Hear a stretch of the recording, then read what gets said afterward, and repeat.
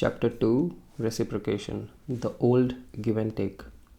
Let not thine hand be stretched out to receive and drawn back when thou shouldest repay. Ecclesiasticus. Several years ago, a university professor tried a little experiment. He sent Christmas cards to a sample of perfect strangers. Although he expected some reaction, the response he received was amazing. Holiday cards addressed to him came back pouring from people who had neither met nor heard of him. The great majority of those who returned cards never inquired into the identity of the unknown professor. They received his holiday greeting card, click and run, they mechanically sent one in return. While small in scope, the study shows the action of one of the most potent of the levers of influence around us, the rule of reciprocation. The rule says that we should try to repay what another person has provided us. If a woman does us a favor, we should do her one in return. If a man sends us a birthday present, we should remember his birthday with a gift of our own. If a couple invites us to a party, we should be sure to invite them to one of ours. Reciprocated greeting cards, birthday gifts, and party invitations may seem like weak evidence of the rule's force. Don't be fooled. It can prompt change in sizable behaviors. Researchers working with charity fundraisers in the UK approached investment bankers as they came to work and asked for a large charitable donation, a full day's salary amounting to over $1,000 in some cases. Remarkably, if the request was preceded by a gift of a small packet of sweets, contributions more than doubled. The rule extend even to national conduct. The Magna Carta of 1215 employed it to define how, at the outbreak of a war, countries should treat merchants from the enemy nation. If our men are safe there, the others should be safe in our land. By virtue of the reciprocity rule, then we are obligated to the future repayment of favors, gifts, invitations, friendly actions, and the like. So, typical is it for indebtedness to accompany the receipt of such things that a phrase such as much obliged has become a synonym for thank you, not only in the English language but in other languages as well, such as with the Portuguese term obrigado. The future reach of the obligation is nicely connoted in a Japanese word for thank you, sumimasen, which in its literal form means this will not end. An impressive aspect of reciprocation is its pervasiveness in human culture. It is so widespread that Alvin Goldner, along with other sociologists, reports that all human societies subscribe to the rule. Within each society, it seems pervasive also, permeating exchanges of every kind. Indeed, it may well be that a developed system of indebtedness flowing from the rule of reciprocation is a unique property of human culture. The noted archaeologist Richard Leakey ascribes the essence of what makes us human to the reciprocity system.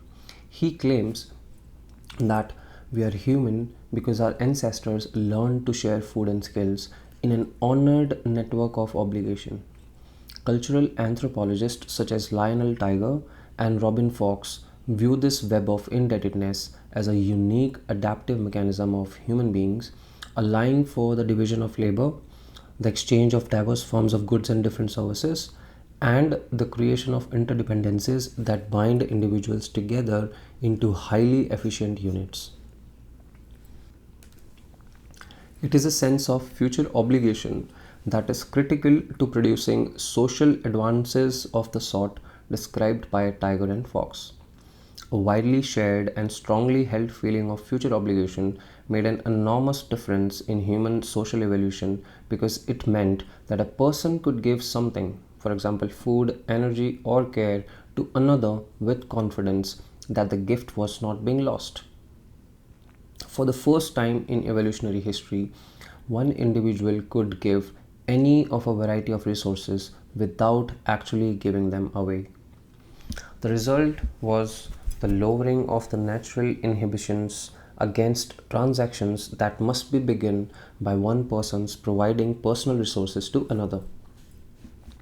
Sophisticated and coordinated systems of aid, gift giving, defense, and trade became possible, bringing immense benefits to the societies that possess them. With such clearly adaptive consequences for the culture, it is not surprising that the rule of reciprocation is so deeply implanted in us by the process of socialization we all undergo. Although obligations extend into the future, this span is not unlimited, especially for relatively small favors. The desire to repay seems to fade with time. But when gifts are of the truly notable and memorable sort, they can be remarkably long lived. I know of no better illustration of the way reciprocal obligations can reach long and powerfully into the future than the perplexing story of $5,000 of relief aid that was exchanged between Mexico and Ethiopia. In 1985, Ethiopia could justly lay claim to the greatest suffering and privation in the world. Its economy was in ruin. Its food supply had been ravaged by years of drought and internal war. Its inhabitants were dying by the thousands from disease and starvation. Under the circumstances, I would not have been surprised to learn of a $5,000 relief donation from Mexico to that wrenchingly needy country. I recall my feeling of amazement, though, when a news item I was reading insisted that the aid had gone in the opposite direction. Native officials of the Ethiopian Red Cross had decided to send the money to help the victims of that year's earthquakes in Mexico City. It is both a personal bane and professional blessing that when I am confused by some aspect of human behavior, I feel driven to investigate further. In this instance, I was able to track down a fuller account of the story. Fortunately, a journalist who had been as bewildered as I by the Ethiopians' actions had asked for an explanation. The answer he received offered eloquent validation of the reciprocity rule. Despite the enormous needs prevailing in Ethiopia, the money was sent to Mexico because in 1935 Mexico had sent aid to Ethiopia when it was invaded by Italy.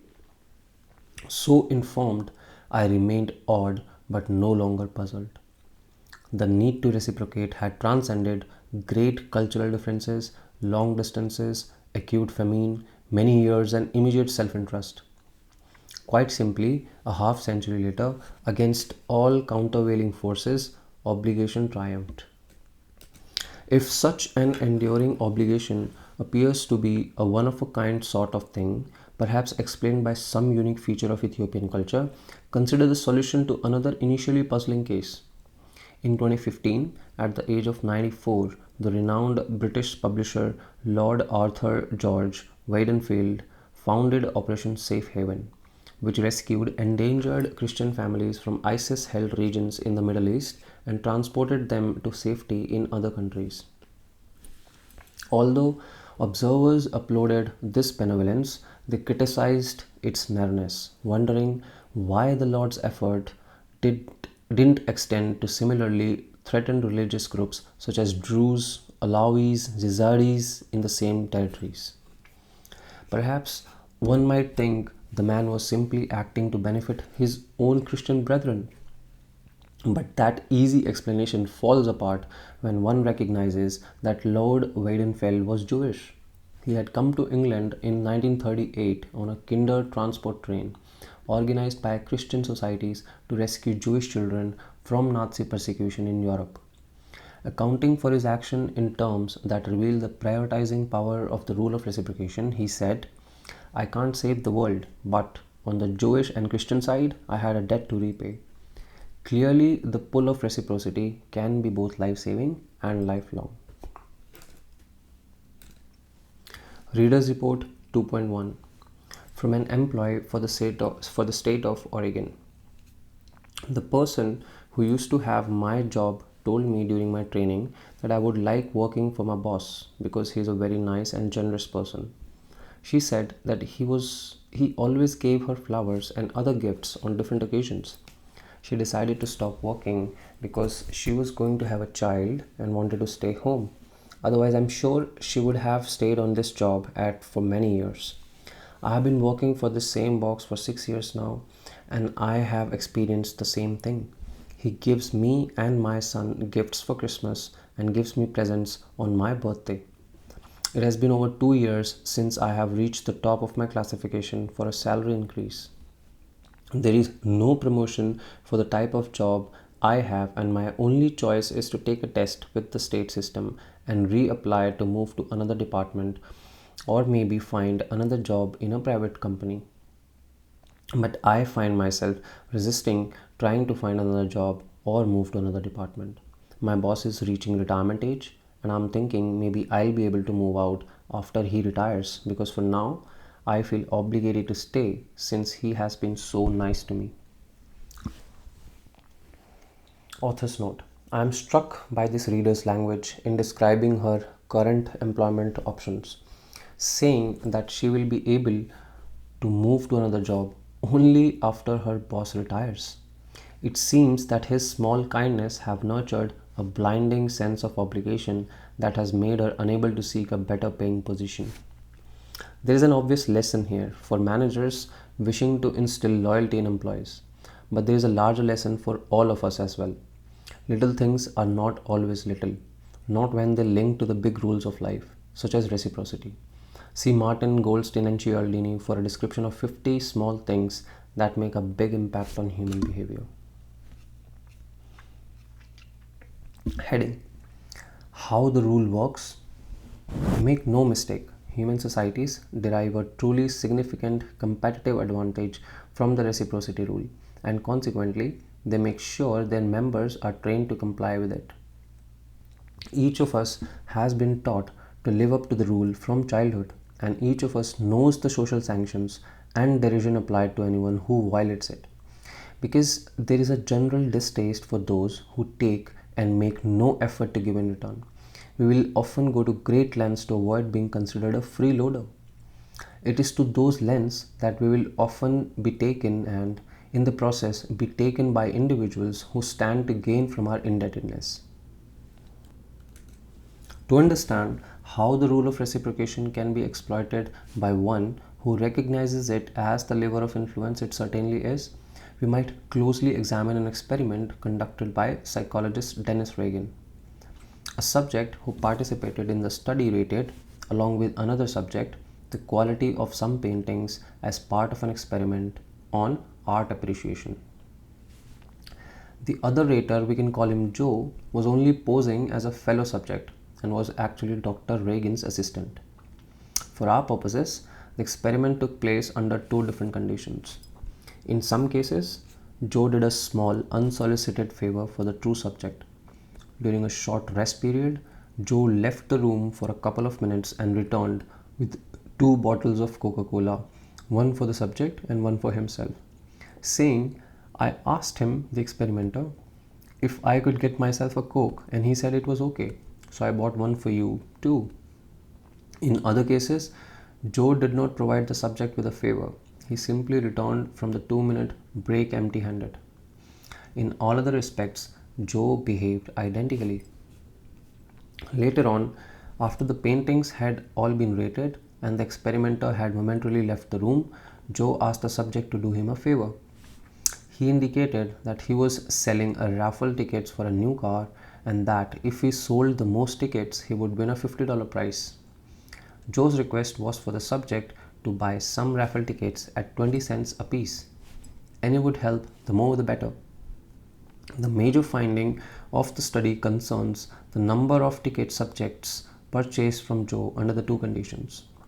Without question, Joe was more successful in selling his raffle tickets to the subjects who had received his earlier favor. Apparently, feeling that they owed him something, these subjects bought twice as many tickets as the subjects who had not been given the prior favor.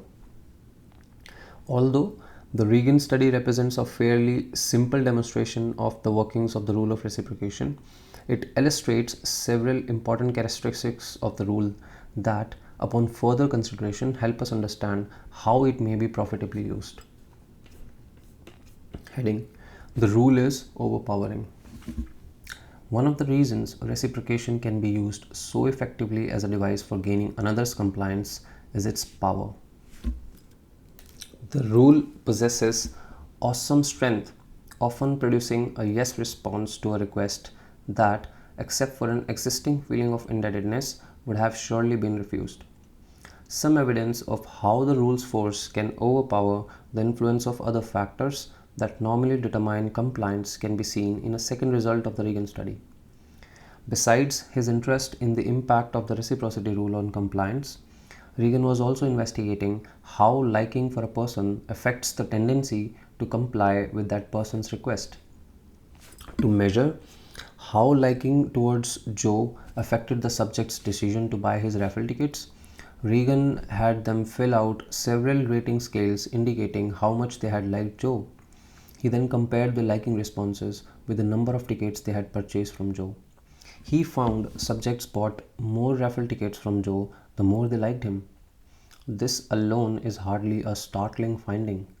Most of us would have guessed that people are more willing to do a favor for someone they like. A more interesting finding was that the relationship between liking and compliance was completely wiped out in the condition under which subjects had been given a Coke by Joe. For those who owed him a favor, it made no difference whether they liked him or not. They felt a sense of obligation to repay him, and they did. The subjects who indicated that disliked Joe bought just as many of his tickets as did those who indicated they liked him. The rule of reciprocation was so strong it simply overwhelmed the influence of a factor, liking for the requester, that normally affects the decision to comply. Think of the implications. People we might ordinarily dislike, unsavory or unwelcome sales operators, disagreeable acquaintances, representatives of strange or unpopular organizations, can greatly increase the chance that we will do what they wish merely by providing us with a small initiating favor. Let's take a relatively recent example. Throughout the United States military involvement against the Taliban in Afghanistan, its intelligence officers faced a significant influence problem. They frequently needed information from local Afghans about the Taliban's activities and whereabouts, but many of the locals showed little interest in providing it. For a pair of reasons. First, doing so would make them susceptible to Taliban retribution. Second, many harbored a strong distaste for the US presence, goals, and representatives in Afghanistan. A CIA officer who had experienced both of these sources of reluctance with a particular tribal patriarch noticed the man seemed drained by his twin roles as tribal leader and husband to four younger wives. On the officer's next visit, he came equipped with a small gift he placed discreetly in the elder's hand, four Viagra tablets, one for each wife. The potency of this gift was evident on his return a week later when the chief offered up a bonanza of information about Taliban movements and supply routes. I had a similar, though less momentous, personal experience a few years ago. At the start of a cross country flight, I was assigned an aisle seat in row of 3. Even though I preferred the aisle, I switched seats with a man in the window seat who said he was feeling claustrophobic about being pinned next to the wall for 5 hours. He expressed profound thanks, rather than doing what I had been taught to do all my life and dismissing the favor, falsely, as too trivial to worry about. I said, "Oh, I'm sure you'll do the same for me." He assured me I was right. The rest of the flight was amazing. The two men next to me began a conversation that revealed how much they had in common. In the past, both had lived near one another in Atlanta and were NASCAR fans as well as gun collectors who shared political views. I could tell a friendship was budding. Yet whenever the man on the aisle had something to offer us, cashews, gum, the sports section of the newspaper, he offered it to me first, sometimes pushing it right past the face of his new pal. I remember thinking, wow, it didn't matter which of us he was sitting closer to, or had more in common with, or was talking to. I was the one he owed, and that mattered most. I also thought that if I were to give advice to someone who just received thanks for a meaningful favor, I would warn against minimizing the favor in all too common language that disengages the influence of the rule of reciprocation. No big deal. Don't think big about it. I would have done it for anybody. Instead, I would recommend retaining that influence by saying something such as, listen, if our positions were ever reversed, I know you'd do the same for me. The benefits should be considerable. Reader's Report 2.2 from a businesswoman in New York State. As the corporate secretary at a business in Rochester, NY, I usually work days, but one evening I had stayed late to finish some important work. While pulling out of my parking spot, my car slid on some ice and ended up stuck down a small ravine. It was late, cold, and dark, and everyone from my office had left. But an employee from another department came by and told me clear. About 2 weeks later, because I worked on personal matters, I became aware that this same employee was being written up for a serious violation of company policy. Not really knowing this man's morals, I still took it upon myself to go to the company president on his behalf. To this day, although more people have come to question the man's character, I feel indebted to him and willing to stand up for him. Author's note: as in the Reagan experiment, it appears that the man's personal characteristics were less relevant to the reader's decision to help him than the simple fact that he had helped her. Click, run. Various types of organizations have learned to employ the power of a small gift to spur actions that would have been otherwise withheld. Survey researchers have discovered that sending a monetary gift, example a silver dollar or a $5 check, in an envelope with a mailed questionnaire greatly increases survey completion rates compared to offering the same monetary amount as an after-the-fact reward. Indeed, one study showed that mailing a $5 gift check along with an insurance survey was twice as effective as offering a $50 payment for sending back a completed survey. Similarly, food servers have learned that simply giving customers a candy or mint along with their bill significantly increases tips. And in a restaurant frequented by international tourists, this was the case no matter the nationality of the guests. My colleagues Steve J. Martin and Helen Mankin did a small study showing the impact of giving first in a set of McDonald's restaurants located in Brazil and Colombia. In half of the locations, the children of adult customers received a balloon as they left the restaurant. In the other half of the locations, the children received a balloon as they entered. The total family check rose by 25% when the balloon was given first. Tellingly, this included a 20% increase in the purchase of coffee, an item children are unlikely to order. Why? As I can attest, a gift to my child is a gift to me. In general, business operators have found that after accepting a gift, customers are willing to purchase products and agree to requests they would have otherwise declined. Now there's a figure here which says celebrate 40 years of Starbucks, and on that they have written like get a free Starbucks card. This offer will expire Tuesday, October 20, on when remaining 23898 free vouchers run out. Step 1, you must click the share button, blah blah blah. So there's a Starbucks card in a figure. Author's note: in 2011, to celebrate its 40th anniversary, Starbucks offered free online vouchers for a gift card. In an effort to heighten feelings of obligation associated with the gift, any customer accepting the voucher had to explicitly thank the company on social media. For an extended discussion of how reciprocity works on social media, there's a link given. I'll put that in the description. P.S. Not only were the vouchers free, engaging the principle of reciprocity, but they were dwindling in availability, engaging the principle of scarcity, the separate force of which we will examine in chapter 6. Heading: Politics. Politics is another arena in which the power of the reciprocity rule shows itself to the overpowering. Reciprocation tactics appear at every level. At the top, elected officials engage in the exchange of favors that makes politics the place of strange bedfellows indeed. The out-of-character vote of one of our elected representatives on a bill can often be understood as a favor returned to the bill's sponsor. political experts were amazed at Lyndon Johnson's success in getting so many of his programs through Congress during his early administration. Even members of Congress who were thought to be strongly opposed to the programs were voting for them. Close examination by analysts such as Robert Caro in his influential biography of Johnson, Caro 2012, has found the cause to be not so much Johnson's political savvy as the larger score of favors he had been able to provide to other legislators during his many years of power in the US House and Senate. As president, he was able to produce a truly remarkable amount of legislation in a short time by calling in those favors.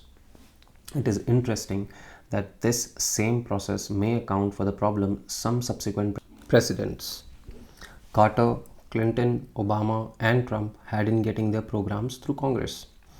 They came to the presidency from outside the Capitol Hill establishment and campaigned on their outside Washington identities, saying that they were indebted to no one in Washington. Much of their early legislative difficulties may be traced to the fact that no one there was indebted to them. At another level, we can see the recognized strength of the reciprocity rule in the desire of corporations and individuals to provide judicial and legislative officials with gifts and favors, and in the series of legal restrictions against such gifts and favors. Even with legitimate political contributions, the stockpiling of obligations often belies the stated purpose of supporting a favorite candidate. One look at the lists of companies and organizations that contribute to the campaigns of both major candidates in important elections gives evidence of such motives. A skeptic requiring direct evidence of the quid pro quo expected by political contributors might look to the remarkably bald-faced admission by businessman Roger Tamraz at congressional hearings on campaign finance reform.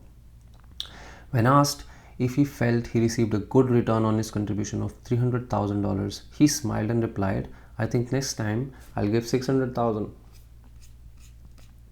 Honesty of this sort is rare in politics. For the most part, the givers and takers join voices to dismiss the idea that campaign contributions, free trips, and Super Bowl tickets would bias the opinions of sober, conscientious government officials. As the head of one lobbying organization insisted, there is no cause for concern because these government officials are smart, mature, sophisticated men and women at the top of their professions, disposed by training to be discerning, critical, and alert. And of course, the politicians concur. Regularly, we hear them proclaiming total independence from the feelings of obligation that influence everyone else. One of my own state representatives left no room for doubt when describing his accountability to gift givers. It gets them exactly what it gets everybody else, nothing. Excuse me if, as a scientist, I laugh. Sober, conscientious scientists know better. One reason they know better is that these smart, mature, sophisticated men and women at the top of their professions have found themselves to be as susceptible as anyone else to the process. Take the case of the medical controversy surrounding the safety of calcium channel blockers, a class of drugs for heart disease.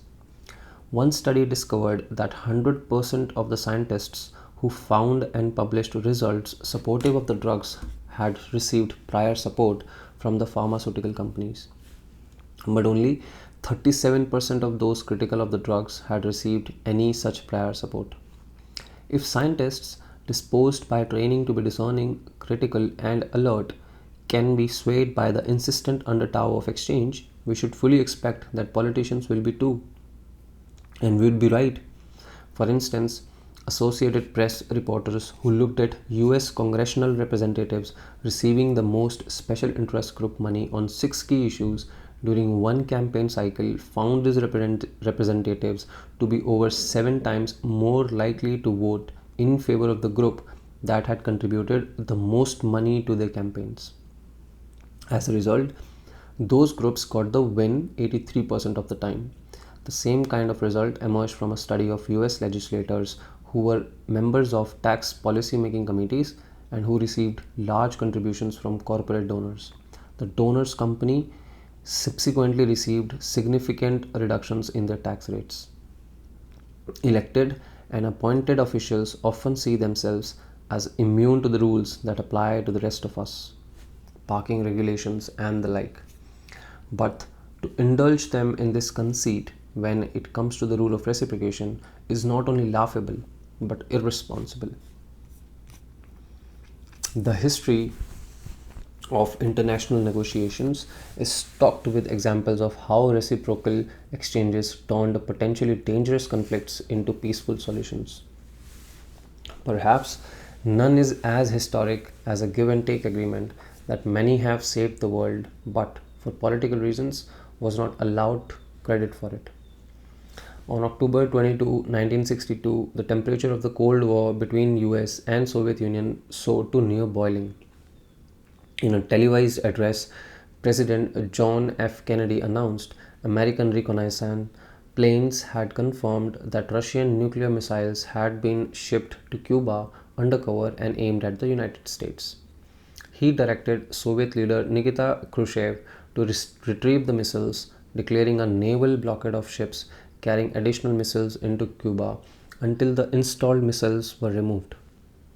Khrushchev responded that his ships coursing for Cuba would ignore this outright piracy.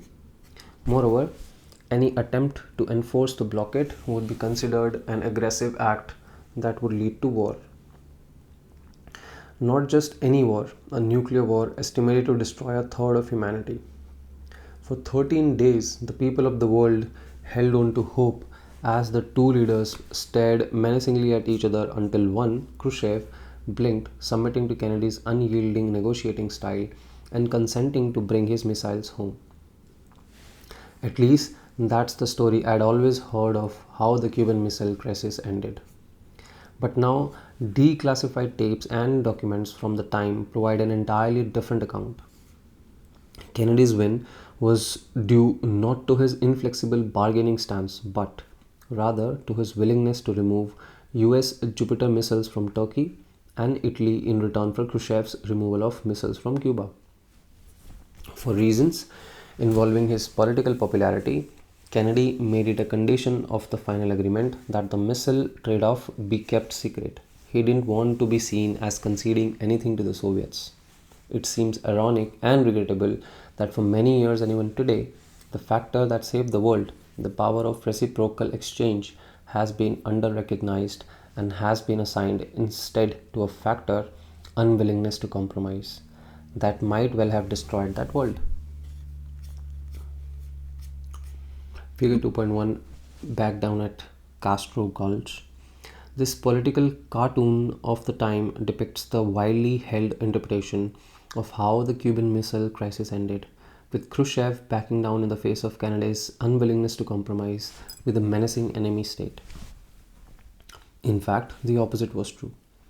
The looming thermonuclear threat to the world was resolved by a grand compromise in which nuclear missiles were removed reciprocally by both parties. Outside the government arena, the benefits of a give and take versus a don't back down approach to negotiations is reflected in an account by the social psychologist Lee Ross of two brothers who own a large discount pet supply company in Canada. The brothers have to negotiate for warehouse space in multiple cities where the products are distributed. One said, "Because I know precisely what a fair storage price is in each of the cities, my strategy is to make a fair offer and never deviate from it in the negotiations, which is why my brother does all the bargaining for us." Heading: The Not So Free Sample. Of course, the power of reciprocity can be found in the merchandising field as well. Although the number of examples is large, let's examine a familiar one. As a marketing technique, the free sample has a long and effective history. In most instances, a small amount of the relevant product is given to the potential customers to see if they like it. Certainly, this is a legitimate desire of the manufacturer to expose the public to the qualities of the product. The beauty of the free sample, however, is that it is also a gift and as such can engage the reciprocity rule. In true jiu-jitsu fashion, a promoter who provides free samples can release the natural indebting force inherent in a gift while innocently appearing to have only the intention to inform. In a Southern California candy shop, researchers examined the buying patterns of customers who either did or did not receive a free piece of candy as they entered. Receiving the gift made recipients 42% more likely to make a purchase. Of course, it's possible their increased buying wasn't caused by the pull of reciprocity. Perhaps these customers simply liked what they had tasted so much. They bought more of it. But a closer look doesn't support this explanation. The recipients didn't buy more of the candy they had sampled, they only bought more of other types of candy.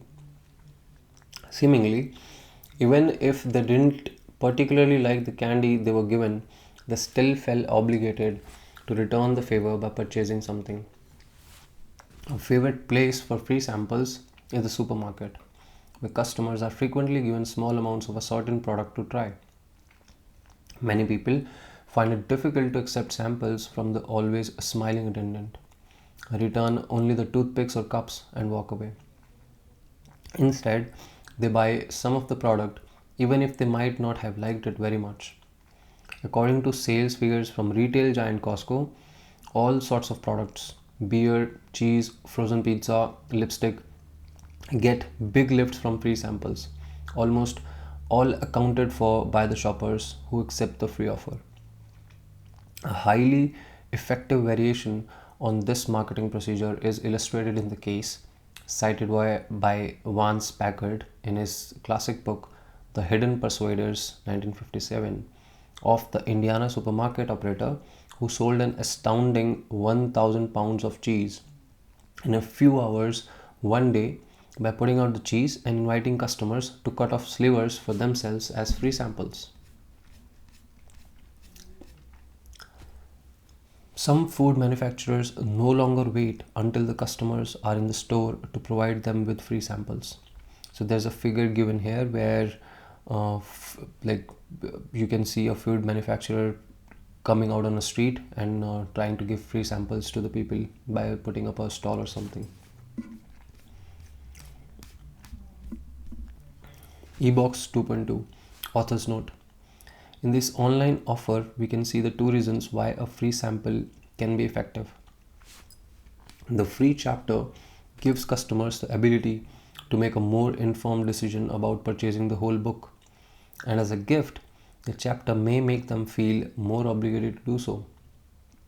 I happen to know the book's author, and when I asked him which of the two reasons he was aiming for with the ad, he said it was entirely the first. I know him to be basically an honest guy, but as a psychologist, I also know that people often believe what they prefer to believe, so I'm not fully convinced. A different version of the free sample tactic is used by Amway, a company that manufactures and distributes household and personal care products in a vast worldwide network of door-to-door neighborhood sales. The company, which has grown from a basement-run operation to a business with $8.8 billion in annual sales, makes use of the free sample in a device called the Bug. The Bug consists of a collection of Amway products, bottles of furniture polish, detergent, shampoo, spray containers of deodorizers, insect killers, or window cleaners carried to a customer's home in a specially designed tray or just a polyethylene bag. The confidential Amway career manual then instructs the salesperson to leave the Bug with the customer for 24, 48, or 72 hours at no cost or obligation to her. Just tell her you would like her to try the products. That's an offer no one can refuse. At the end of the trial period, the Amway representative is to return and pick up orders for the products the customer wishes to purchase. Since few customers use up the entire contents of even one of the product containers in such a short time, The salesperson may then take the remaining product portions in the bug to the next potential customer down the line or across the street and start the process again. Many Amway representatives have several bugs circulating in the districts at one time. Of course, by now you and I know that the customer who has accepted and used the bug products has been trapped by the reciprocity rule.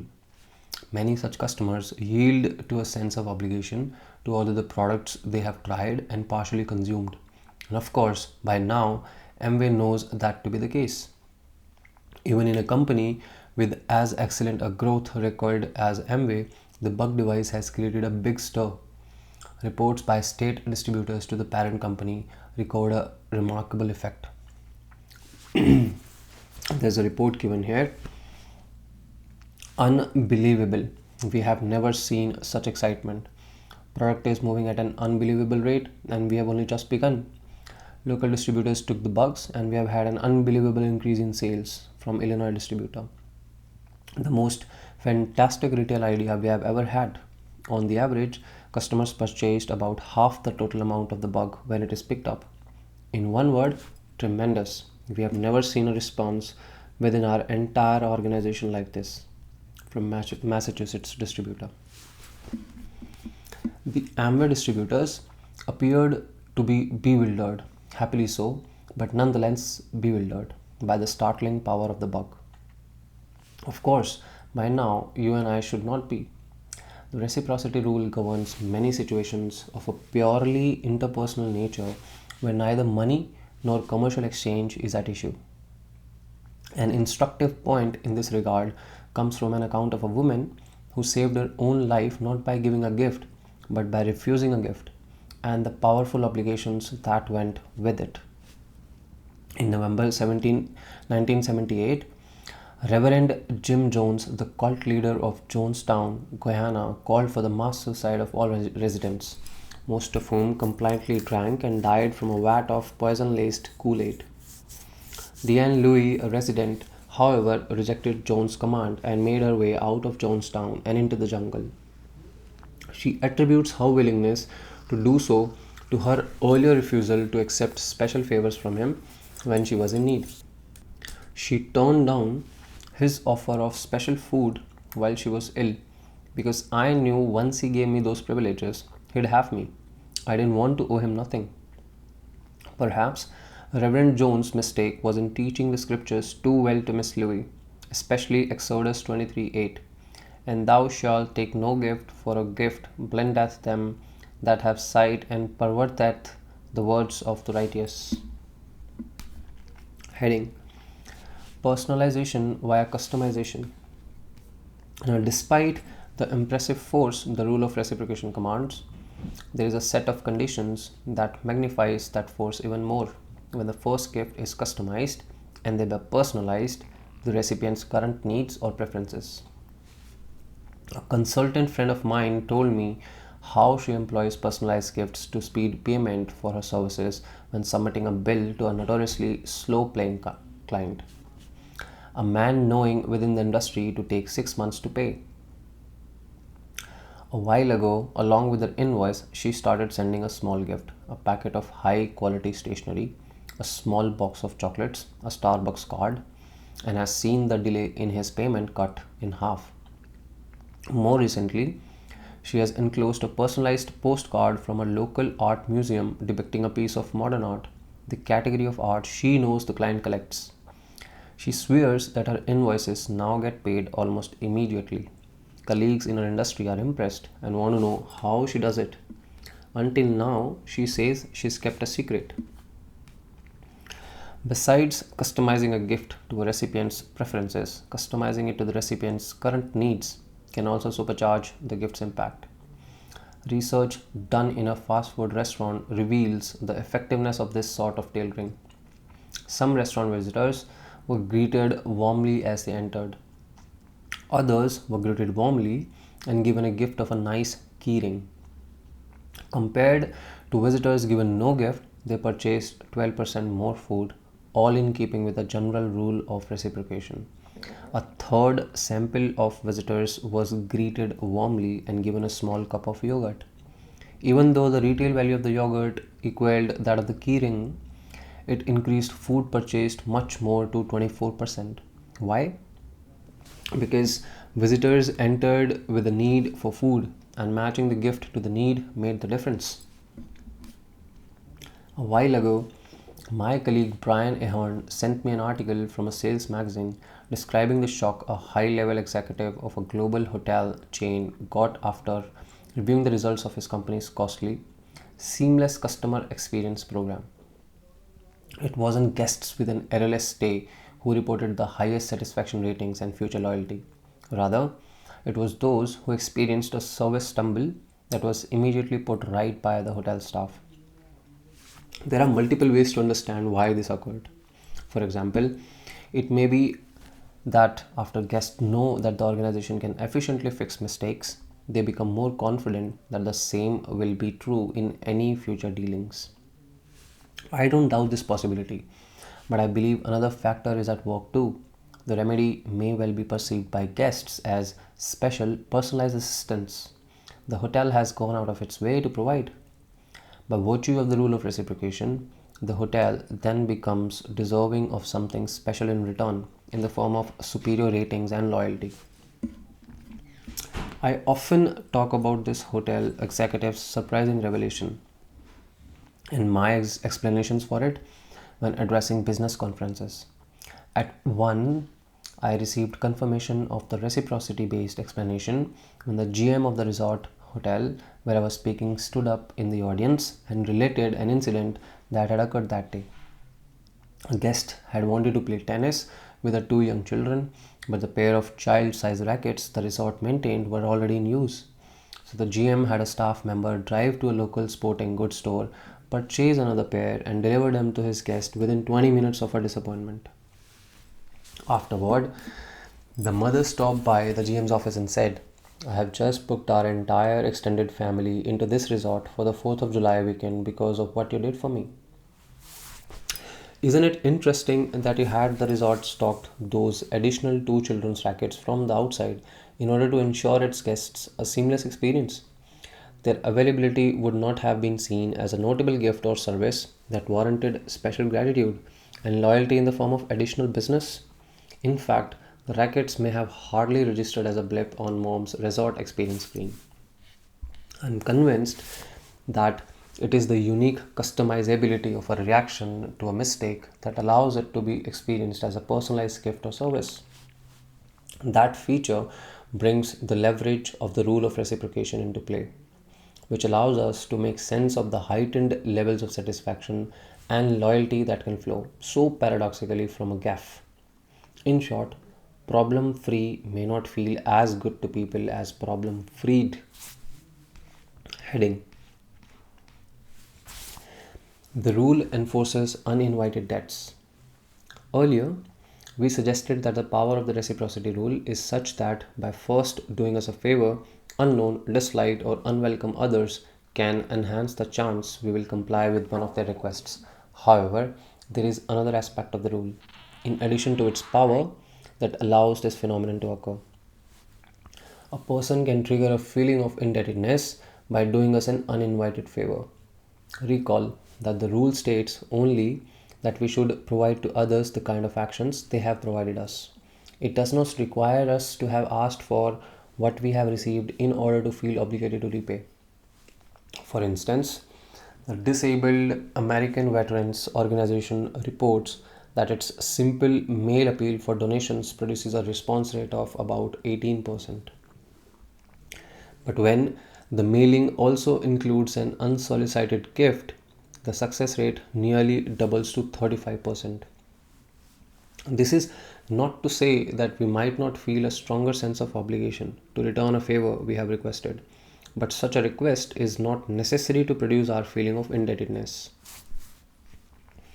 If we reflect for a moment on the social purpose of the reciprocity rule, we can see why this is the case. The rule was established to promote the development of reciprocal relationships between individuals so that one person could initiate such a relationship without the fear of loss. If the rule is to serve that purpose, then an uninvited first favor must have the ability to create an obligation. Recall also that reciprocal relationships confer an extraordinary advantage upon cultures that foster them, and consequently, there will be strong pressures to ensure the rule does serve its purpose. Little wonder that influential French anthropologist Marcel Mauss, in describing the social pressures surrounding the gift giving process, says there is an obligation to give, an obligation to receive, and an obligation to repay. Although an obligation to repay constitutes the essence of the reciprocity rule, it's the obligation to receive that makes the rule so easy to exploit. A responsibility to receive reduces our ability to choose those to whom we wish to be indebted and puts the power in the hands of others. Let's re examine a pair of earlier examples to see how the process works. First, in the Reagan study, we find that the favor causing subjects to double the number of raffle tickets purchased from Joe was not one they had requested. Joe had voluntarily left the room and returned with one Coke for himself and one for the subject. There was not a single subject who refused the favor. It is easy to see why it would have been awkward to turn down Joe's gift. He had already spent his money.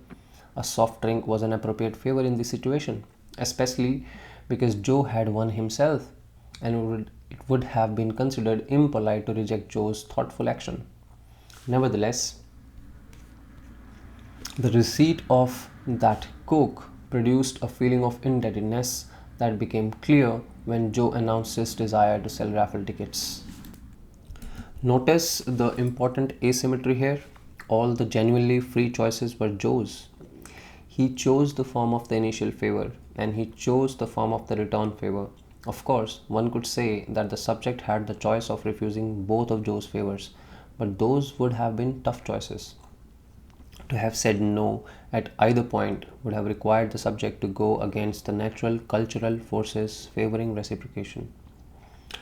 The ability of uninvited gifts to produce feeling of obligation is recognized by a variety of organizations. How many times has each of us received small gifts to the mail, personalized address labels, greeting cards, key rings from charitable agencies that ask for funds in an accompanying note? I have received 5 in just the past year.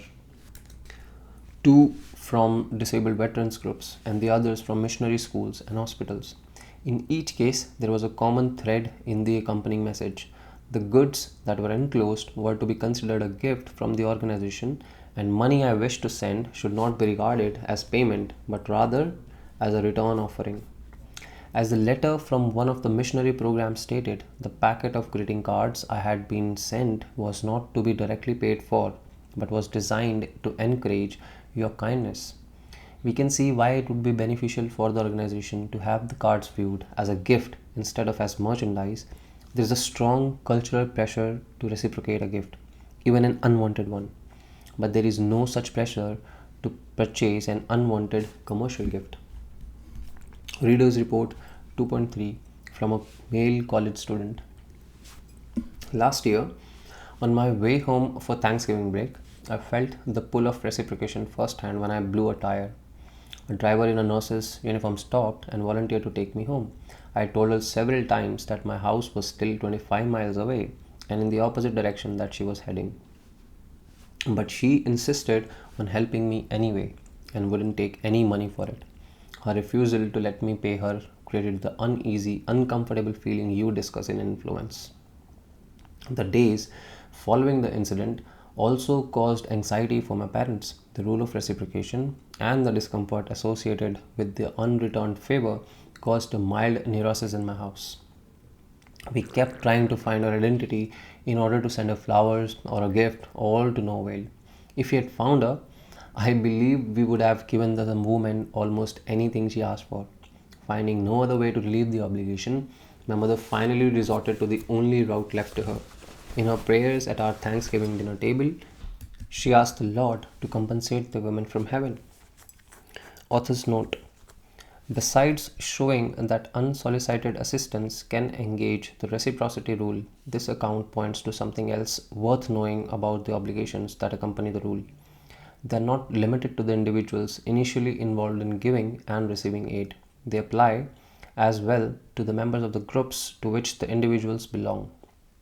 Not only was the family of the college student made to feel indebted by the help he received, but had they been able, they could have retired the debt, as research indicates, by helping a member of the nurse's family. Additional research shows that this kind of group based reciprocity extends to mistreatment. If we are harmed by a member of another group and we can't harm that person, we are more likely to take our revenge by mistreating someone else of that group. Heading: The rule can trigger unequal exchanges. There is yet another feature of the reciprocity rule that allows it to be exploited for profit. Paradoxically, although the rule developed to promote equal exchanges between partners, it can be used to bring about decidedly unequal results. The rule demands that one sort of action be reciprocated with a similar sort of action. A favor is to be met with another favor. It is not to be met with neglect and certainly not with attack. However, considerable flexibility is allowed. A small initial favor can produce a sense of obligation to agree to a substantially larger return favor. Because, as we have already seen, the rule allows one person to choose the nature of the indebting first favor and the nature of the debt cancelling return favor, we could easily be manipulated into an unfair exchange by those who might wish to exploit the rule. Once again, we can turn to the Regan experiment for evidence.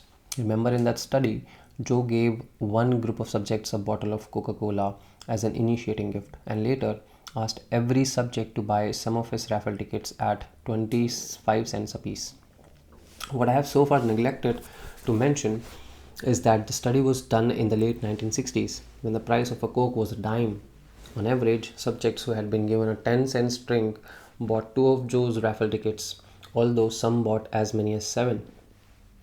Even if we look just at the average, we can tell that Joe made quite a deal. A 500% return on investment is respectable indeed. In Joe's case, though, even a 500% return amounted to only 50 cents. Can the reciprocity rule produce meaningfully large differences in the sizes of the exchange favors? Under the right circumstances, it certainly can. Take, for instance, the account of a student of mine concerning a day she remembers ruefully.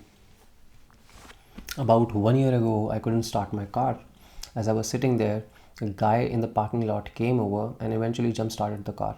I said thanks and he said, "You're welcome," as he was leaving. I said that if he ever needed a favor to stop by. About a month later, the guy knocked on my door and asked to borrow my car for 2 hours as his was in the shop.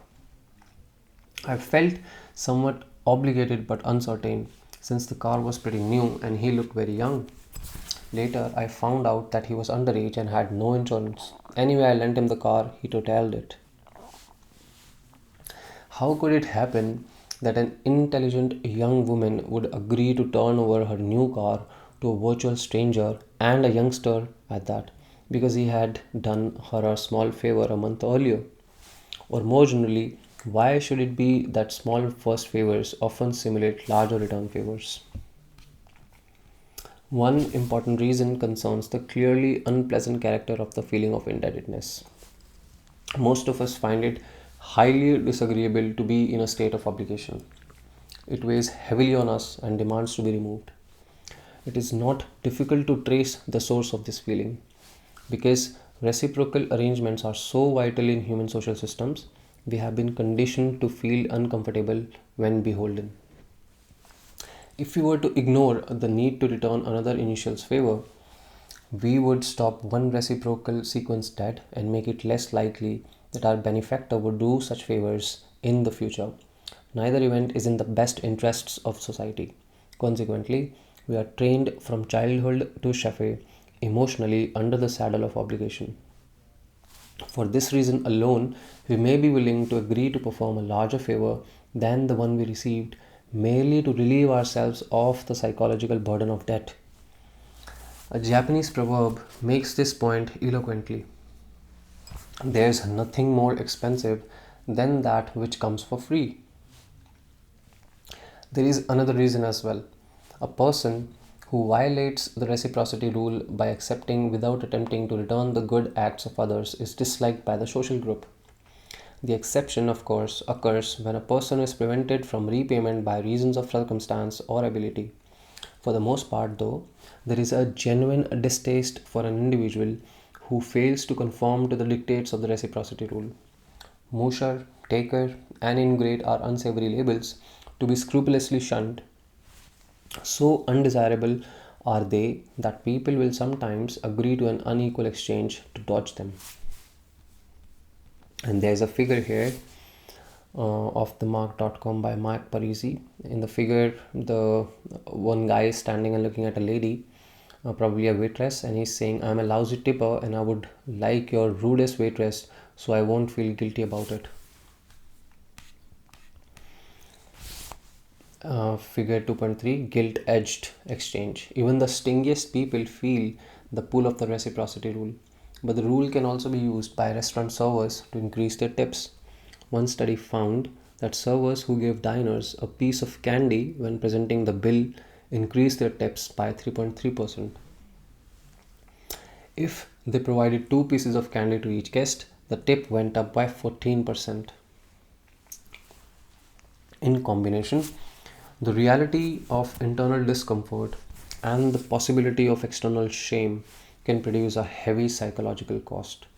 When seen in the light of this cost, it is not so puzzling that in the name of reciprocity, we often give back more than we have received. Neither is it so odd that we often avoid asking for a needed favor if we will not be in a position to repay it. The psychological cost may simply outweigh the material loss. The risk of still other kinds of losses may also persuade people to decline certain gifts and benefits. Women frequently comment on the uncomfortable sense of obligation they can feel to return the favors of a man who has given them an expensive present or paid for a costly evening out. Even something as small as the price of a drink can produce a feeling of debt. A student in one of my classes expressed it quite plainly in a paper she wrote. After learning the hard way, I no longer let a guy I meet in a club buy me a drink because I don't want either of us to feel that I am obligated sexually. Research suggests that there is a basis for her concern. If instead of paying for them herself, a woman allows a man to buy her drinks, she is immediately judged by both men and women as more sexually available to him. The rule of reciprocation applies to most relationships. However, in its purest form, an equivalent exchange of gifts and favors, it is unnecessary and undesirable in certain long-term relationships such as families or established friendships. In these communal relationships, what is exchanged reciprocally is the willingness to provide what the other needs when it is needed. Under this form of reciprocity, it is not necessary to calculate who has given more or less, but only whether both parties are living up to the more general rule. Reader's Report 2.4 from an American emigre to Australia. Not long ago, we moved to Australia, where my 5-year-old daughter has been struggling to adapt to the new culture and find new friends. Recently, on walks around the neighborhood with my wife, our daughter tried leaving gifts in neighbors' letterboxes. These were really just drawings scribbled in crayon and then folded and taped together into a letter. I thought it pretty harmless and was more concerned that it might be perceived as a nuisance.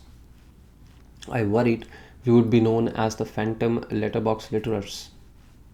Then funny things started happening. In our mailbox, we started finding cards, proper Hallmark cards, addressed to my daughter that cost anywhere from $3 to $5 a piece. Then packets of sweets and small toys started appearing there. If it wasn't for reading your book, I wouldn't have understood this, but the power of reciprocity is unbelievable. She now has a group of friends she plays with in the park across the road each day. Author's note: I like this account because it reinforces a pair of features of the reciprocity rule we have already covered. It can not only trigger unequal exchanges but also serve as the initiator of ongoing social experiments. More than that, even young children see it as a way to bring about such arrangements. Reciprocal concessions. There is a second way to employ the reciprocity rule to get someone to comply with a request. It is more subtle, yet in some ways more effective than the direct route of providing that person with a favor and then asking for one in return. A personal experience I had a few years ago gave me first hand evidence of how well the technique works. I was walking alone along a street when approached by an 11 or 12-year-old boy. He introduced himself and said he was selling tickets to annual Boy Scout circus to be held on the upcoming Saturday night. He asked if I wished to buy any tickets at $5 a piece. I declined. Well, he said, if you don't want to buy any tickets, how about buying some of our chocolate bars? They're only $1 each. I bought a couple and right away realized that something noteworthy had happened. I knew that to be the case because I do not like chocolate bars. I do like dollars. I was standing there with two of his chocolate bars and he was walking away with two of my dollars. To try to understand precisely what happened in my exchange with the Boy Scout, I went to my office and called a meeting of my research assistants. In discussing the situation, we began to see how the reciprocity rule was implicated in my compliance with the request to buy the candy bars. The general rule says that a person who acts in a certain way towards us is entitled to a similar return action. We have already seen that. One consequence of the rule is an obligation to repay favors. Another consequence, however, is an obligation to make a concession to someone who has made a concession to us. As my research group thought about it, we realized that was exactly the position the Boy Scout had put me in. His request that I purchase some $1 chocolate bars had been put in the form of a concession on his part. It was presented as a retreat from his request that I buy some $5 tickets. If I were to live up to the dictates of the reciprocation rule, there had to be a concession on my part. As we have seen, there was such a concession. I changed from non-compliant to compliant when he moved from a larger to a smaller request, even though I was not really interested in either of the things he offered. It was a classic example of the way a lever of influence can infuse a compliance request with its power. I had been moved to buy something not because of any favorable feelings towards the item, but because the purchase request had been presented in a way that drew force from the reciprocity rule. It had not mattered that I do not like chocolate bars. The Boy Scout had made a concession to me. Click and run. I responded with a concession of my own. Of course, the tendency to reciprocate with a concession is not so strong that it will work in all instances on all people. None of the levers of influence considered in this book is that strong. However, in my exchange with a Boy Scout, the tendency had been sufficiently powerful to leave me in mystified possession of a pair of unwanted candy bars. Why should I feel obliged to reciprocate a concession? The answer rests once again in the benefit of such a tendency to society. It is in the interest of any human group to have its members working toward the achievement of common goals. However, in many social interactions, the participants begin with requirements and demands that are unacceptable to one another.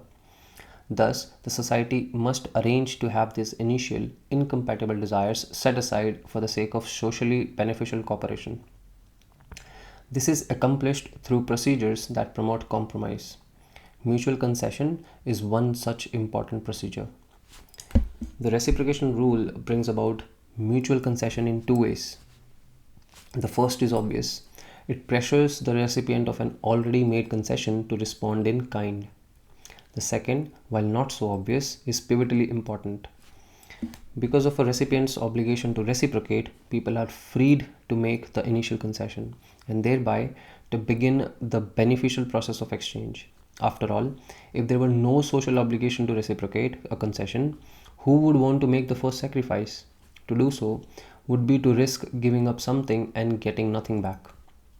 However, with the rule in effect, we can feel safe making the first sacrifice to a partner who is obligated to offer a return sacrifice.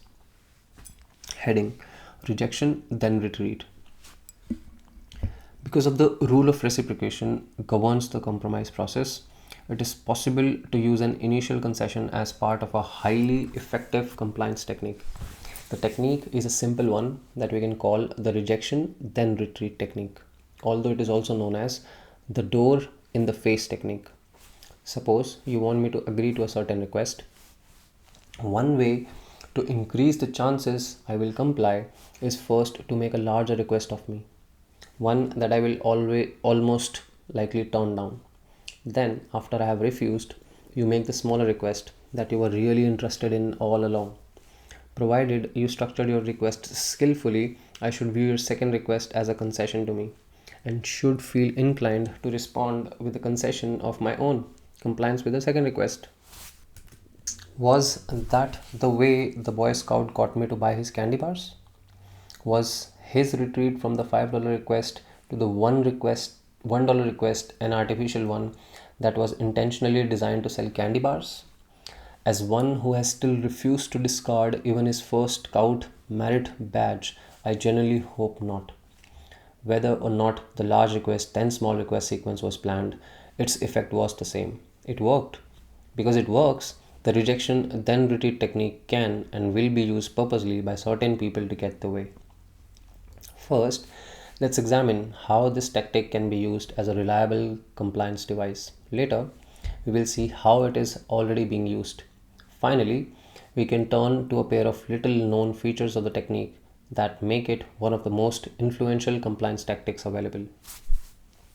Remember that after my encounter with this Boy Scout, I called my research assistants together to understand what had happened to me. Actually, we did more than that.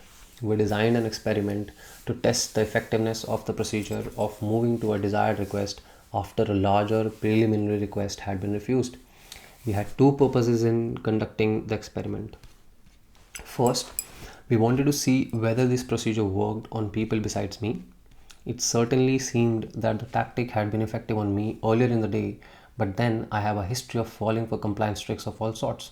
So the question remained, does the rejection then retreat technique work on enough people to make it a useful procedure for gaining compliance? If so, it would definitely be something to be aware of in the future. Our second reason for doing the study was to determine how powerful a compliance device the technique was. Could it bring about compliance with a genuinely sizable request? In other words, did the smaller request to which the requester retreated have to be small? If our thinking about what caused the technique to be effective was correct, the second request did not have to be small. It only had to be smaller than the initial one. It was our suspicion that the critical aspect of a requester's retreat from a larger to a smaller favor was its appearance as a concession. So the second request could be an objectively large one as long as it was smaller than the first request, and the technique should still work. After a bit of thought, we decided to try the technique on a request we felt few people would agree to perform. Posing as representatives of county youth counseling program, we approached college students walking on campus and asked if they would be willing to chaperone a group of juvenile delinquents on a day trip to the zoo. This idea of being responsible for a group of juvenile delinquents of the unspecified age for hours in a public place without pay was hardly an inviting one for those students. As we expected, the great majority, 83%, refused. Yet, we obtained very different results from a similar sample of college students who were asked the same question with one difference. Before inviting them to serve as unpaid chaperones on the zoo trip, we asked them for an even larger favor to spend 2 hours per week as counselors to juvenile delinquents for a minimum of 2 years. It was only after they refused this extreme request, as all did, that we made the smaller zoo trip request. By presenting the zoo trip as a retreat from our initial request, our success rate increased dramatically. 3 times as many of the students approached in this manner volunteered to serve as Jew chaperones. Be assured that any strategy able to triple the percentage of compliance with a substantial request from 17 to 50% in our experiment will be used often in a variety of natural settings. Labor negotiators, for instance, often use the technique of making extreme demands that they do not expect to win, but from which they can retreat and draw real concessions from the opposing side.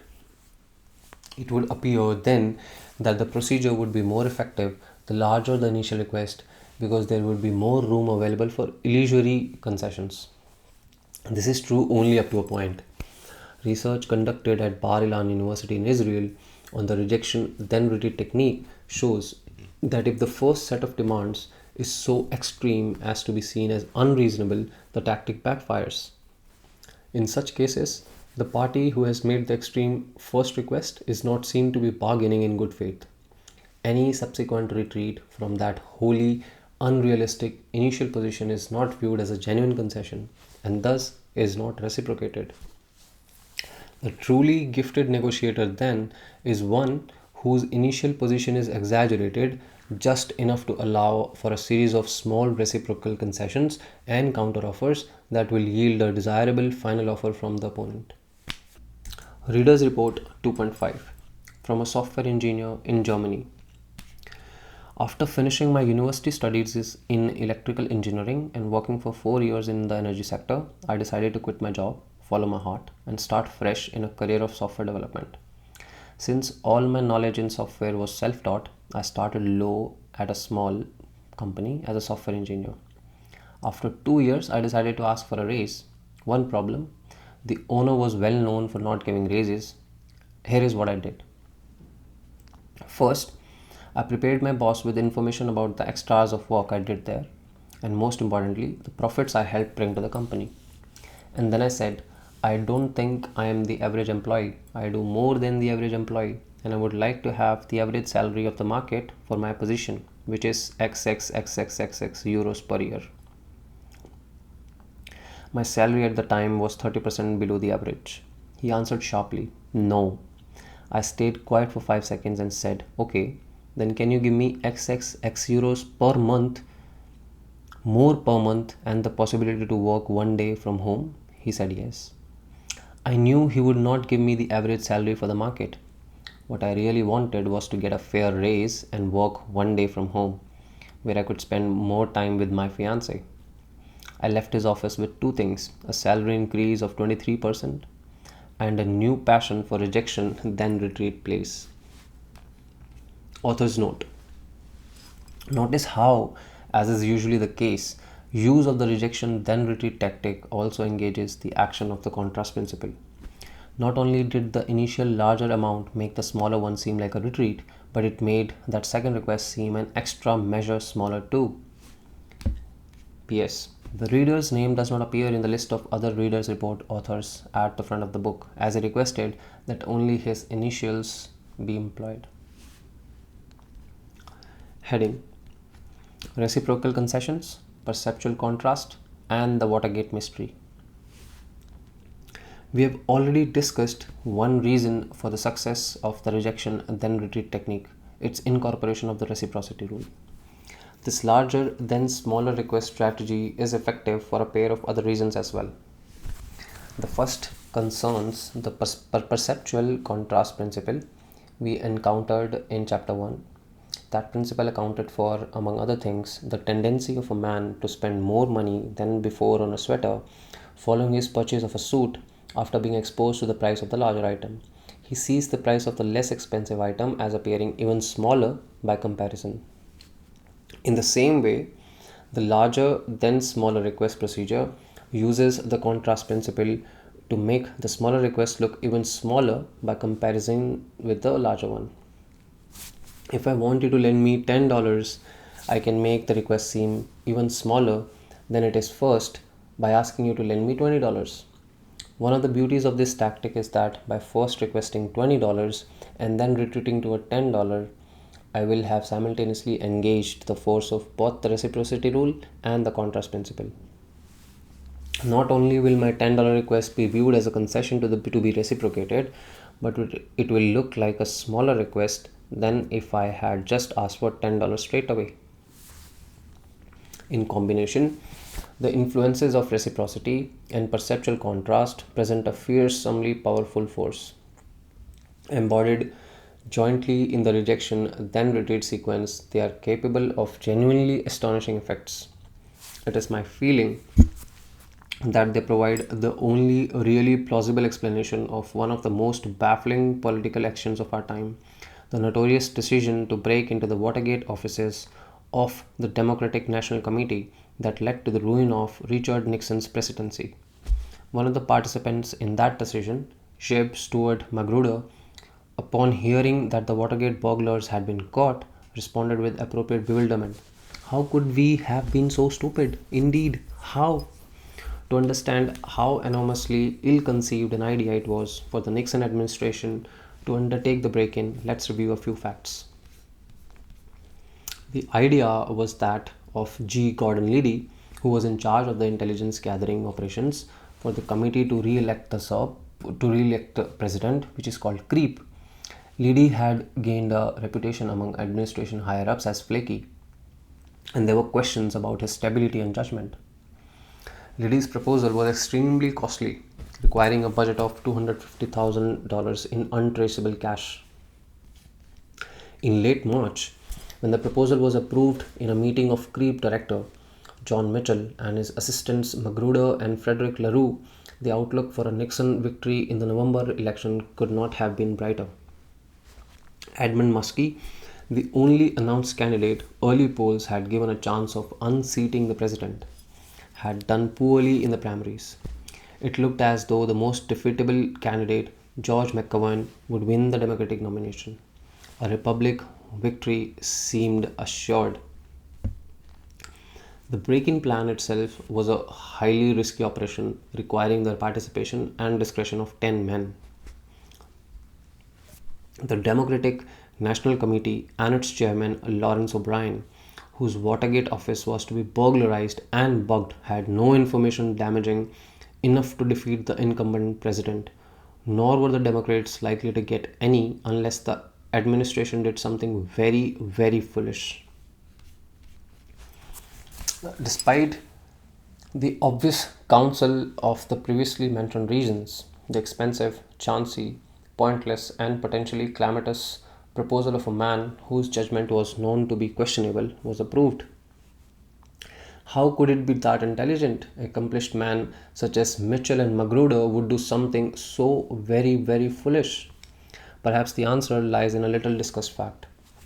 The $250,000 plan they approved was not Liddy's first proposal. In fact, it represented a significant concession on his part from two earlier proposals of immense proportions. The first of these plans, made 2 months earlier in a meeting with Mitchell, Magruder, and John Dean, described a $1 million program that included a specially equipped communications, chase plane, break-ins, kidnapping, and mugging squads, and a yacht featuring high-class call girls to blackmail Democratic politicians. A second Liddy plan, presented a week later to the same group of Mitchell, Magruder, and Dean, eliminated some of the program and reduced the cost to $500,000. It was only after these initial proposals had been rejected by Mitchell that Liddy submitted his bare bones $250,000 plan, in this instance to Mitchell, Magruder, and LaRue. This time, the plan, still stupid but less so than the previous ones, was approved. Could it be that I, a long-time patsy, and John Mitchell, a hardened and canny politician, might both have been so easily maneuvered into bad deals by the same compliance tactic, I by a Boy Scout selling candy and he by a man selling political disaster? If we examine the testimony of Magruder, considered by most Watergate investigators to provide the most faithful account of the crucial meeting at which Liddy's plan was finally accepted, there are some instructive clues. First, in his book An American Life, One Man's Road to Watergate, 1974, Magruder reports that no one was particularly overwhelmed with the project, but after starting at the grandiose sum of $1 million, we thought probably 250,000 would be an acceptable figure. We were reluctant to send him away with nothing. Mitchell, caught up in the feeling that we should leave Liddy a little something, signed off on it in the sense of saying, okay, let's give him $250,000 and let's see what he can come up with. In the context of Liddy's initial extreme requests, it seemed that $250,000 had come to be a little something to be left as a return concession.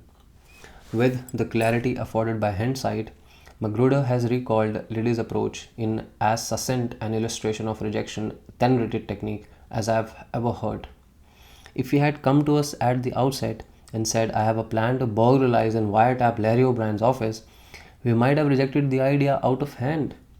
Instead, he came to us with elaborate call girl kidnapping, mugging, sabotage, wiretapping scheme. He had asked for the whole loaf when he was quite content to settle for half or even a quarter. It is also instructive that although he finally deferred to his boss's decision, only one member of the group, LaRue, expressed any direct opposition to the proposal, saying with obvious common sense, I don't think it's worth the risk. He must have wondered why his colleagues, Mitchell and Magruder, did not share his perspective. Of course, there could be many differences between LaRue and the other two men.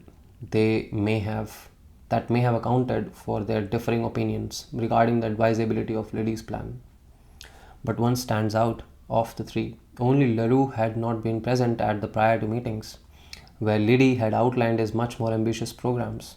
Perhaps then only LaRue was able to see the third proposal for the clunker that it was and react to it objectively, uninfluenced by the reciprocity and perceptual contrast forces acting upon the others. There's a figure here, G. Gordon the Menace, with a question mark. Do similar styles lead to similarly satisfied smiles? So it appears. Heading: Damned if you do, damned if you don't. A bit earlier, we said that the rejection then retreat technique had, in addition to the reciprocity rule, a pair of other factors working in its favor.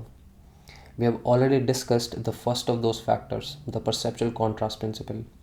The additional advantage of the technique is not really a psychological principle, as in the case of the other two factors. Rather, it is more of a purely structural feature of the request sequence. Let's once again say that I wish to borrow $10 from you. By beginning with a request for 20, I really can't lose. If you agree to it, I'll have received more from you, twice the amount would have settled for.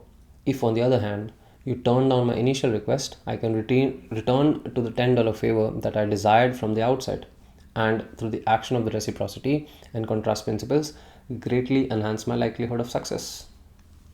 Either way, I benefit. It's a case of heads I win, tails you lose.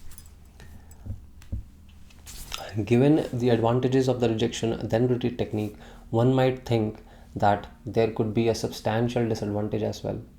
The victims of the strategy might resent having been cornered into compliance. The resentment could show itself in a couple of ways. First, the victim might decide not to live up to the verbal agreement made with the requester. Second, the victim might come to distrust the manipulative requester, deciding never to deal with that person again. If either or both of these events occur with any frequency, a requester would want to give serious second thought to the use of the rejection then retreat procedure. Research indicates, however, that these victim reactions do not occur with increased frequency when the rejection then retreat technique is used.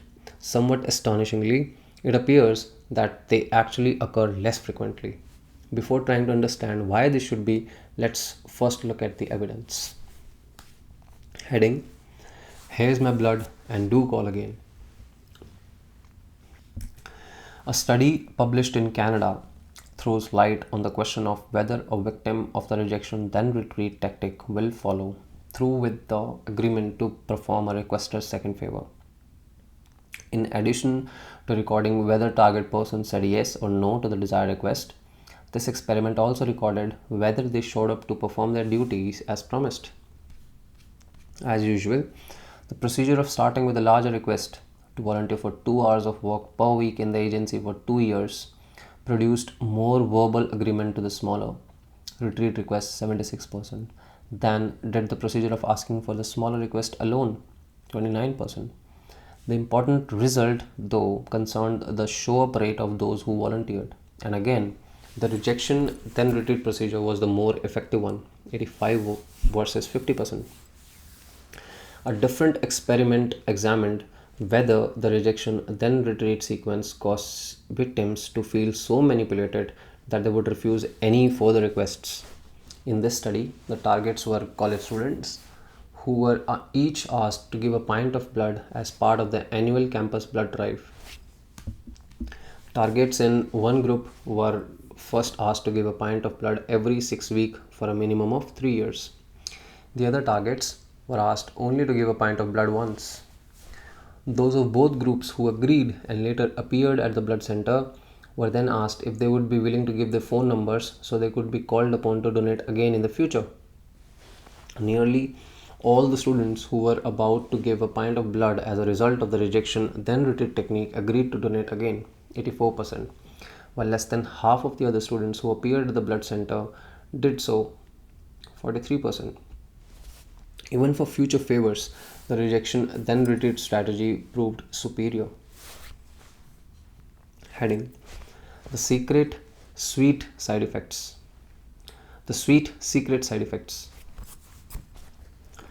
Strangely enough, then, it seems that the rejection then retreat tactic spurs people not only to agree to a desired request, but to carry out that request and finally to volunteer to perform further requests.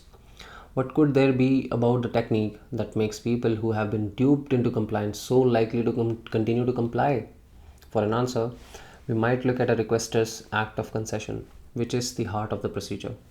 We have already seen that as long as it is not viewed as an obvious trick, the concession will likely stimulate a return concession. What we have not yet examined, however, is a little known pair of positive byproducts of the act of concession: feelings of greater responsibility for and satisfaction with the arrangement.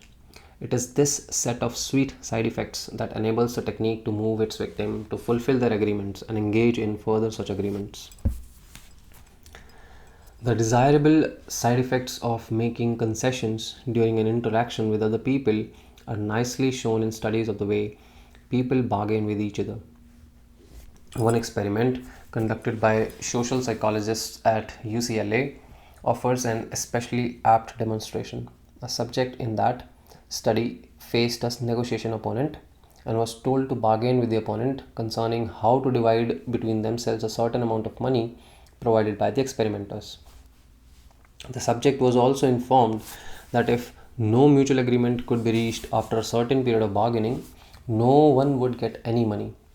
Unknown to the subject, the opponent was really an experimental assistant who had been previously instructed to bargain with the subject in one of 3 ways. With some of the subjects, the opponent made an extreme first demand, assigning virtually all of the money to himself, and stubbornly persisted in that demand throughout the negotiations. With another group of subjects, the opponent began with a demand that was moderately favorable to himself. He, too, steadfastly refused to move from that position during the negotiations. With the third group, the opponent began with the extreme demand and then gradually retreated to the more moderate one during the course of the bargaining.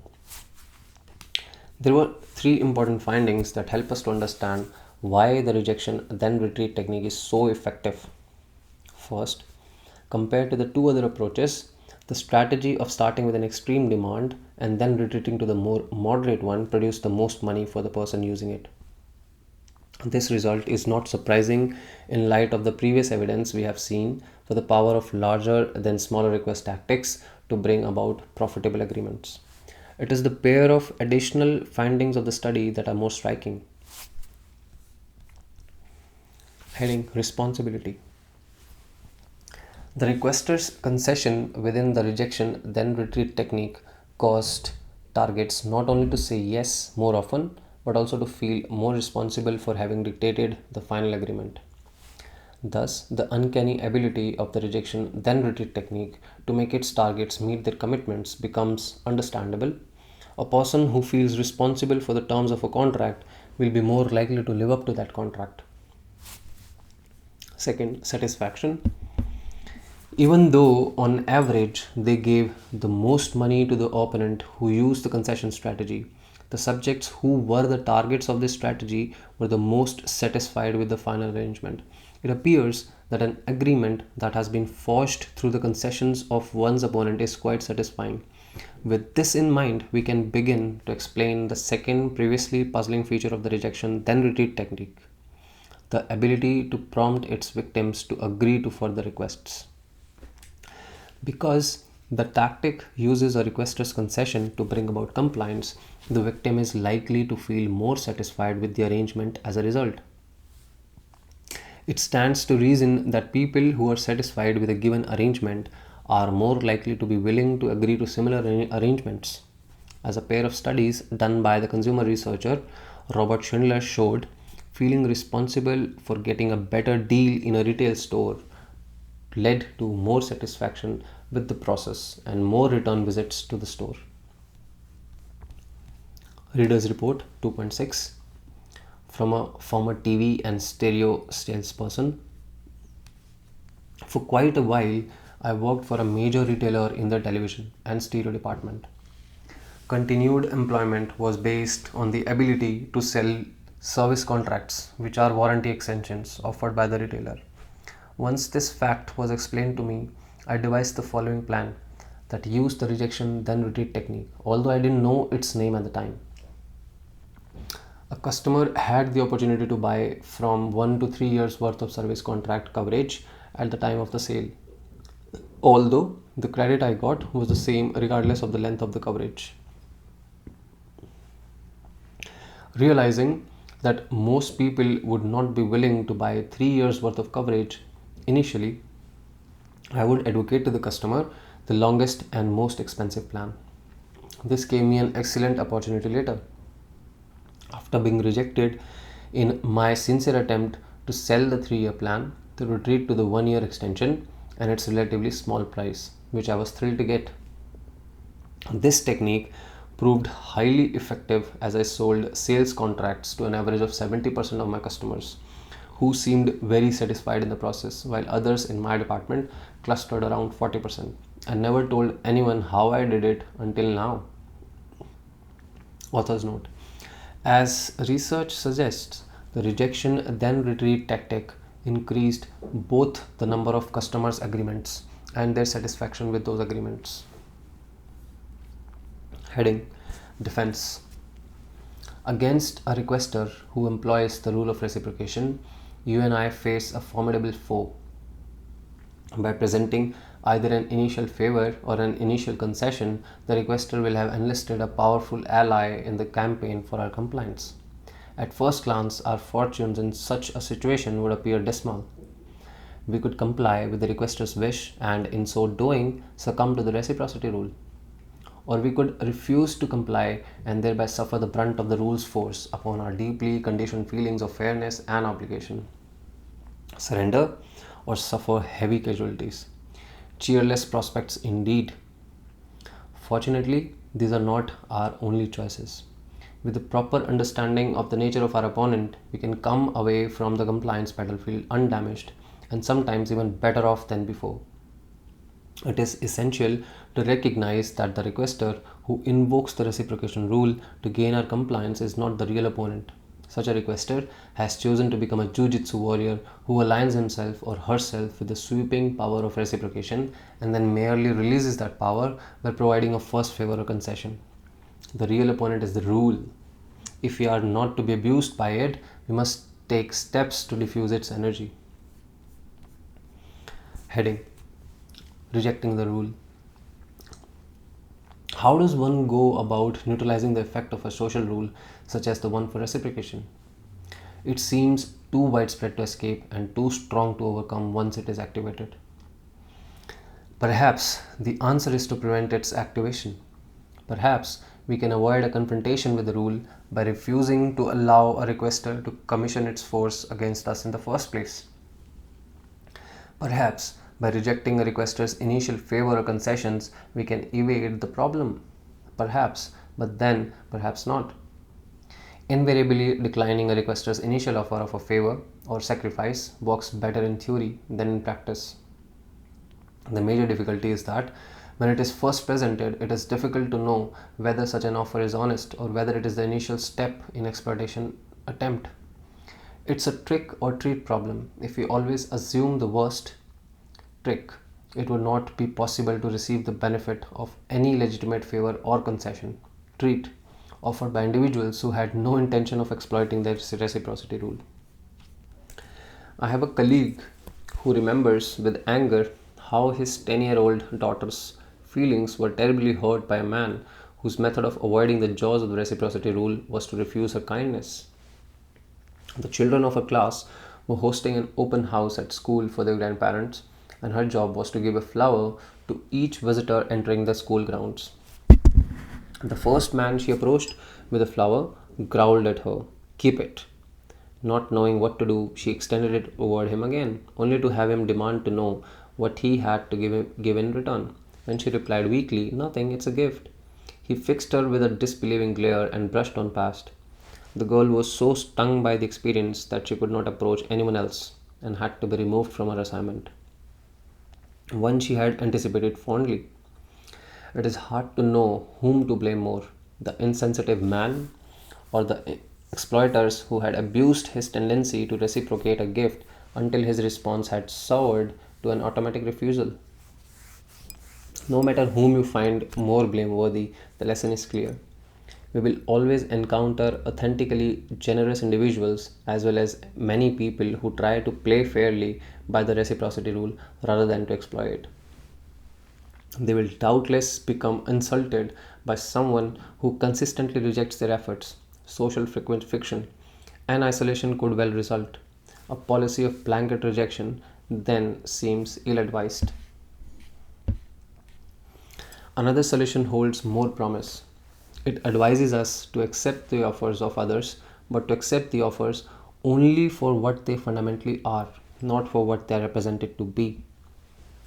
If a person offers us a nice favor, we might well accept, recognizing that we have obligated ourselves to a return favor sometime in the future. To engage in this sort of arrangement with another is not to be exploited by that person through the rule of reciprocation. Quite the contrary, it is to participate fairly in the honored network of obligation that has served us so well, both individually and societally, from the dawn of humanity.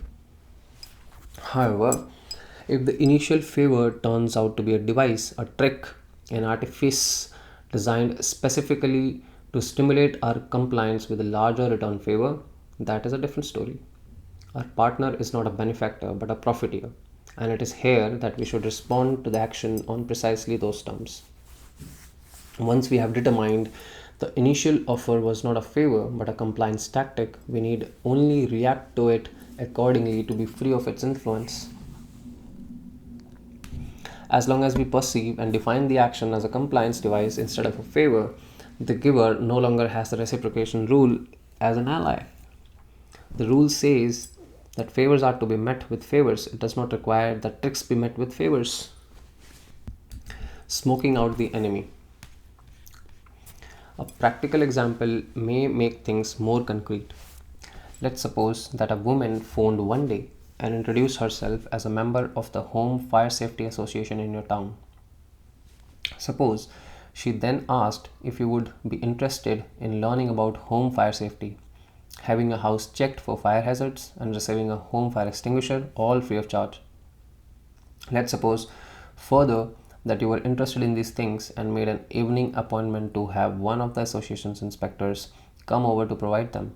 When the inspector arrived, he gave you a small hand extinguisher and began examining the possible fire hazards of your home. Afterward, he gave you some interesting, though frightening, information about household fire dangers, along with an assessment of your home's vulnerability. Finally, he suggested that you obtain a home fire warning system for your house and left. Such a set of events is not implausible. Various cities and towns have non-profit associations, usually made up of fire department personnel working on their own time, that provide free home fire safety inspections of this sort. Were these events to occur, you would have clearly received a favor from the inspector. In accordance with the reciprocation rule, you should stand more ready to provide a return favor if you were to see him in the need of aid at some point in the future, perhaps standing next to his broken down car at the side of the road. An exchange of favors of this kind would be in the best tradition of the reciprocity rule. A similar set of events with a different ending is also possible. Rather than leaving after recommending a fire alarm system, the inspector launches into a sales presentation intended to persuade you to buy an expensive heat triggered alarm system manufactured by the company he represents. Door to door home fire alarm companies will frequently use this approach. Typically, the product, while effective enough, is overpriced, trusting that you'll not be familiar with the retail costs of such a system, and if you decide to buy one, you'll feel obligated to company that provided you with a fire extinguisher, free extinguisher, and home inspection. These companies will pressure you for an immediate sale. Using this free information and inspection gambit, fire protection sales organizations have flourished.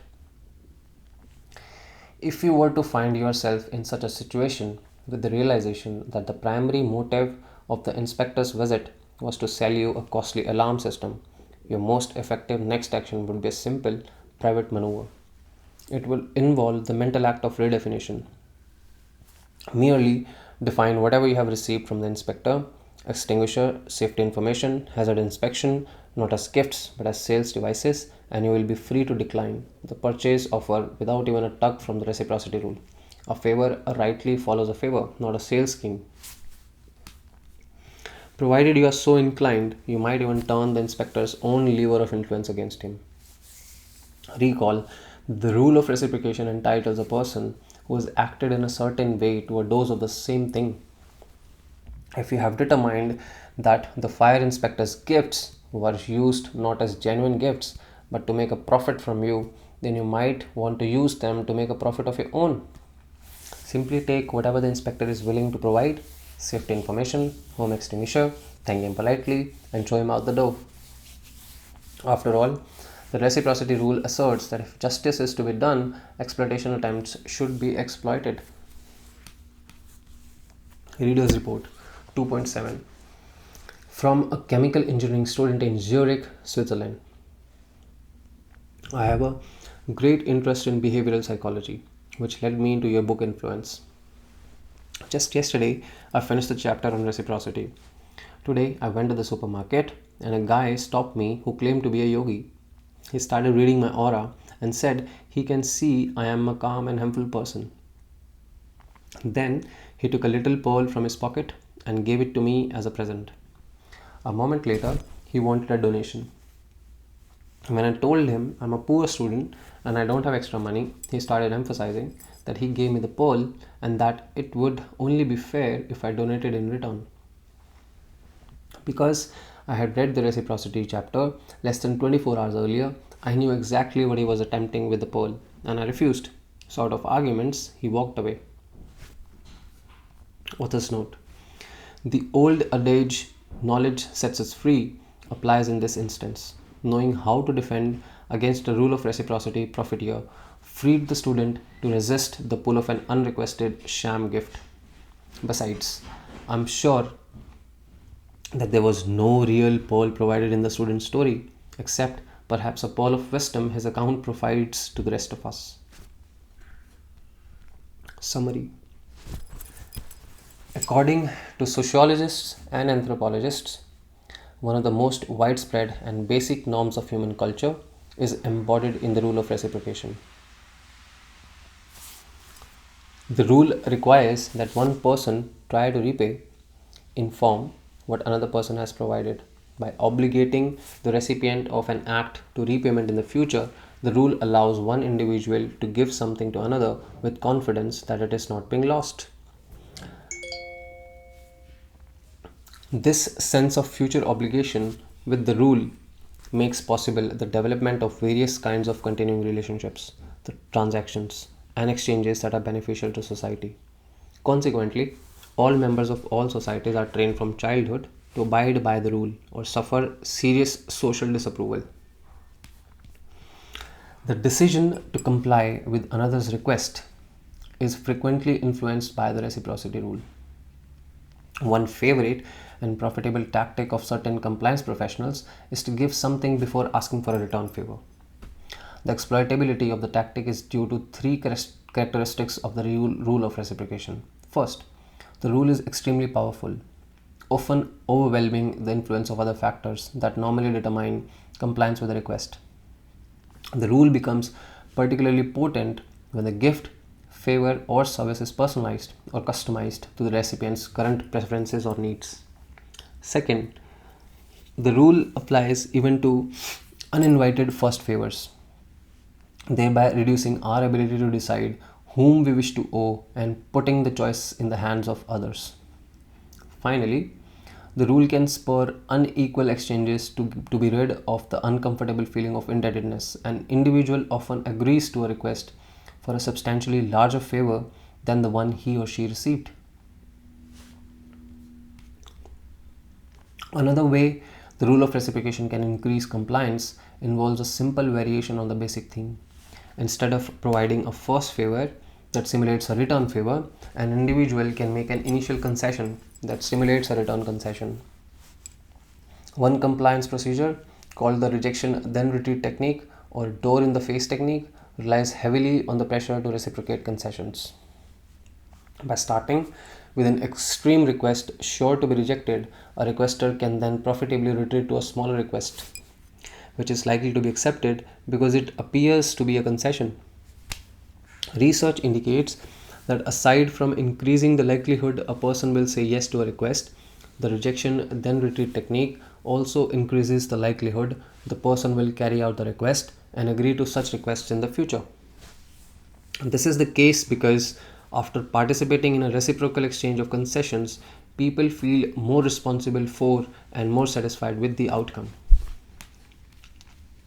Our best defense against the use of reciprocity pressures to gain our compliance is not systematic rejection of the initial offers of others.